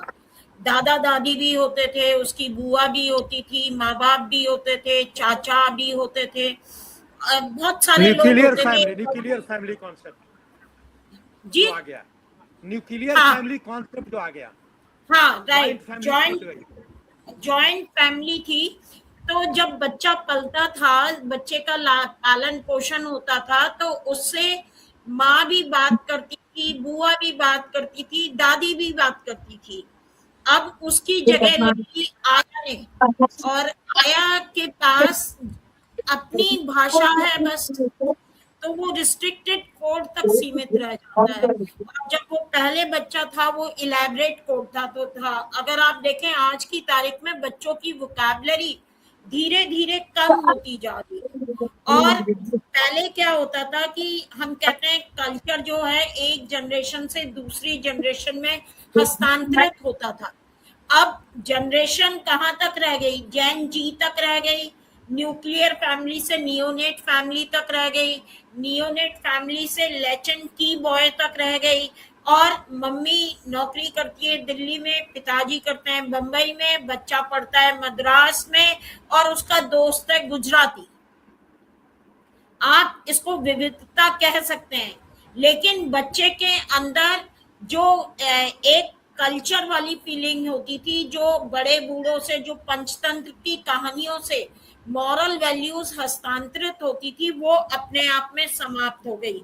एक एग्जांपल और देना चाहूंगी, कोरोना में आपने देखा होगा, कोरोना में अगर फैमिली ना होती तो शायद हम भी सरवाइव नहीं कर पाते। हिंदुस्तान में फैमिली के कंसेप्ट के कारण ही हमने कोरोना पर विजय प्राप्त हुई, और ये सिद्ध हो चुका है कि परिवार एक ऐसा इंस्टीट्यूशन था, उस परिवार जो कि मैरिज से आया था, उसने कोरोना का सामना किया। अब पुराने, जैसे कि मैडम ने कहा, पुराने टाइम में भी बहुत सारे लोग थे, गायत्री थी, जीजाबाई थी, रामाबाई थी, मैत्री थी, लोपामुद्रा थे, वंजा मैडम ने शिवा की बात कही, वंदना की बात कही, मीरा की बात कही। मीरा वंदना की ही जो एनवायरमेंटलिस्ट है, उन्हीं की छोटी बहन है। तो बेसिकली अभी जो सोसाइटी है उसको रीडिफाइन करने की जरूरत है महिलाओं के पॉइंट ऑफ व्यू से, और जब हम महिलाओं के पॉइंट ऑफ व्यू से रीडिफाइन करेंगे तो जो समाज में परिवर्तन आ रहे हैं, उन परिवर्तनों के आधार पर महिलाओं को एम्पावर करने की जरूरत है। मैडम ने बहुत अच्छी बात कही सोशल कल्चरल एस्पेक्ट्स की। हमारे यहाँ national policy for women empowerment है, लेकिन वो नेशनल पॉलिसी में कहाँ तक उसका क्रियान्वयन है। Ideally it is very good, developmental angles भी हैं, कल्चरल एंगल्स भी हैं, पॉलिटिकल एंगल्स भी हैं, सोशल एंगल्स भी हैं, सारे एंगल्स हैं, 6 एंगल्स हैं। गर्ल चाइल्ड की भी है, बच्चियों को आगे बढ़ाने के लिए वजीफा भी है, स्कॉलरशिप भी है, सब कुछ है। न्यूट्रिशन पॉइंट ऑफ व्यू से भी है, आंगनवाड़ी वर्कर भी है, आशा वर्कर भी है, टीकाकरण भी है। हाँ, लेकिन इन सबको स्ट्रॉन्ग रूप में जब तक हम क्रियान्वयन नहीं करेंगे, एम्पावरमेंट को नहीं पा पाएंगे। एम्पावरमेंट जो है बेसिकली बजवर्ड बन गया है। हम एम्पावरमेंट को जैसे मैडम ने कहा, मल्टी डायमेंशनल, मल्टी फंक्शनल भी है, और ये डायनेमिक है, इट इज ऑन गोइंग, चलता जाता है। इसकी डिग्री और एम्पावरमेंट को मेजर करने की जरूरत है। जैसे कहते हैं ना कि एम्पावरमेंट के कौन कौन से मेजरमेंट हैं, जैसे यूनिफेम ने इसके 18 एंगल्स दिए हैं, उसमें चाइल्ड रेशो भी है, सेक्स रेशो भी है, बर्थ रेट भी है। आजकल तो ये कंसेप्ट आ गया है डिंग का, double income and no kids. आप सोचिए सोसाइटी किस तरफ जा रही है। तो एम्पावरमेंट को हमें कैसे देखते हैं, उस एंगल से सोसाइटी को रीडिफाइन करने में नए तरीके से एम्पावरमेंट से को हमें जन आंदोलन के रूप में देखना होगा। Thank you ji. ओके, हाँ, आप माझी साहब आप कुछ It was a wonderful evening. Professor E.P. Mishra, you initiated this process, and that was thought-provoking. And we have learned many things. The situation of the country, along with how do we, face these challenges, and a leadership style, so that we can together overcome and build an equal society. Thank you all, professors, to showing us these directions. Thank you so much, Professor Mishra. Ji, Vanja ji, professor Vanja ji, be in brief. या आपने हमारे आदिवासी कवियत्री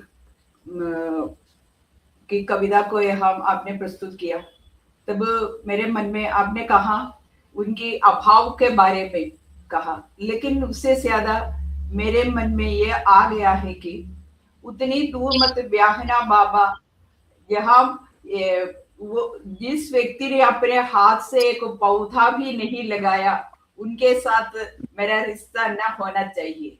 तब इसका मूल ये है कि हमारी जो भी संस्कृति हो, हमारी जो एम्पावरमेंट हो, उस एम्पावरमेंट के मूल में हमें तो इस ओर ध्यान देना चाहिए, प्रकृति के साथ, पृथ्वी के साथ मिलकर हमारे विचारों को रूपायित करना है, हमारे एम्पावरमेंट होना चाहिए।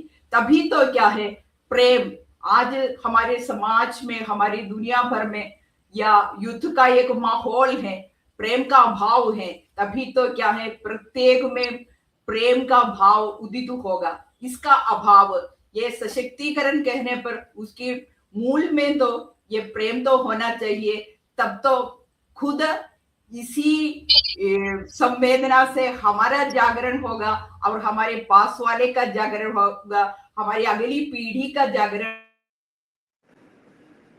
होगा। इसलिए पृथ्वी भाव को मन में जगाने पर ही इतने बड़े बड़े ओहदे पर यदि पहुंचे, नहीं है तो क्या है, जो मूल भाव, मूल संवेदना, मानवीय भाव है, वो उस प्रेम के अभाव में कोई भी सशक्तिकरण सार्थक नहीं होगा।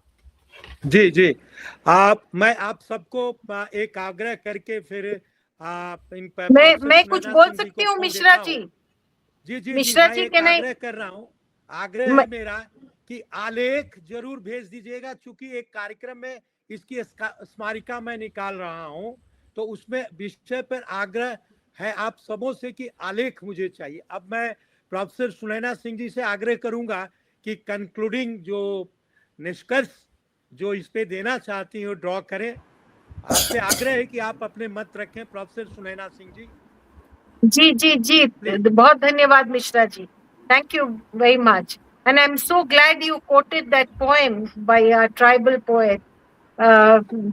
तो ये सारा मुद्दा ब्याह का तो नहीं है, लड़कियों का जो इतना शोषण होता है। नहीं, वो एक सिंबॉलिक है, वो एक सिंबॉलिक है, वो एक सिंबल है। बिल्कुल बिल्कुल है। मैं no, I'm deliberately trying to be provocative here so that we think about it also.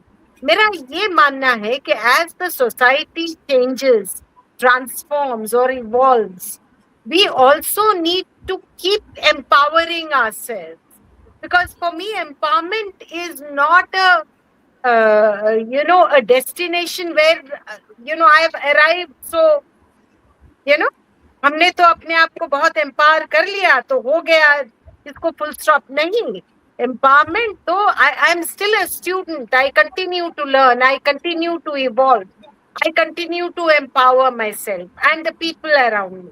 तो मेरा बस यही मानना है कि औरतें अपनी भी दुश्मन होती हैं, तो इसमें हम ये भी मान लें, क्योंकि ये स्वीकार तो करें ना कि काफी कि हमने जो कमी है हम अपने आप कैसे इसको दूर कर सकते हैं। पहली बात, how do we overcome our own limitations without the support of anyone else is something that we as women need to think, empower our daughters to think. So for me it's an ongoing process, and I don't know about Jan Andolan. I haven't really. This is feminism में हो चुका है, वो अभी भी कर रहे हैं वेस्ट में, अभी भी ये होता है। Recently, one of the minister was carrying her baby into the parliament or for a meeting. So they said, "Oh, such a great thing! We have carried our children to the universities, given them a drawing paper and pencil, and gone and taken our classes or done our work." So we've been doing it for ages now. So somehow I don't like the comparisons, and आंदोलन तो अपने आप से भी करना होगा यहाँ पर। और I think government also needs to, ये जो बिल है इसको आ जाए पहले तो opportunities बहुत मिलेंगे, opportunities मिलनी चाहिए women, golden opportunity, more than the opportunities भी मिले। Women should be economically empowered. सिर्फ सैलरी लेने को एम्पावरमेंट नहीं कहा जाता, मेरा ये भी मानना है।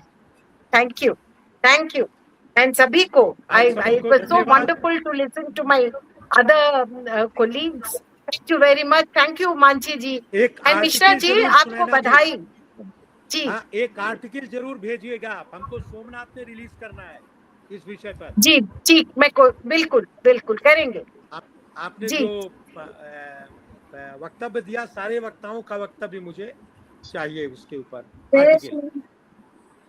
जी जी बिल्कुल बिल्कुल बिल्कुल आप सबों को अब मैं माझी जी को आग्रह करूंगा कि अपनी बात रखें और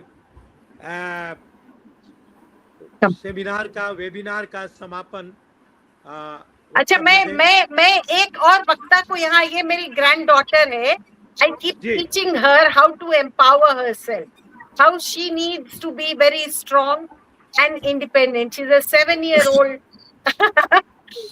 granddaughter, and I have 3 granddaughters. So how do we? Yeah. So that's something that I wanted to. And she's getting a little restless. So मैं माझी जी को सुनूंगी और फिर सभी से अलविदा कहूंगी। समापन जो वक्तव्य माझी जी देंगे उसके बाद कार्यक्रम। माझी साहब, मैं तो सभी को धन्यवाद कहना चाहूंगा। I learned a lot of things. Last में प्रोफेसर सुनैना सिंह ने मेरे ख्याल से कंक्लूड कर चुके हैं, वो इससे बेहतर और कंक्लूजन हो नहीं सकता है। And the process we went through, professor Mishra वो सोशल काम करते हुए जो सिचुएशन है उसके बारे में बात किए। प्रोफेसर भनजा जो है हमारे अंदर की जो चीजें हैं, I actually as a man, we do not know how women think. Only when you can speak, तभी हमें पता लगेगा। And I have 2 daughters, so मेरे घर में ज़्यादा women है, and I have my daughter with me also. She says she's feminist. Now a definition of many things. Probably we have to think about. And I am mesmerized by Professor Singh, Sunena Singh ji, जिस leadership के बात कर रहे हैं आप, I believe the society will change, and that was actually the purpose of the seminar. I believe so, and that equality, we respect each other.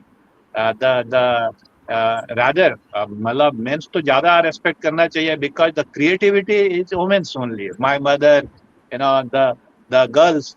And I have been, JNU में पढ़ाई करने के वजह से मुझे सोशल साइंस में थोड़ी सी interest है, मुझे समाज के प्रति चिंता है। Thank you professor Mishra, professor Sunaina Singh, Gupteshwar.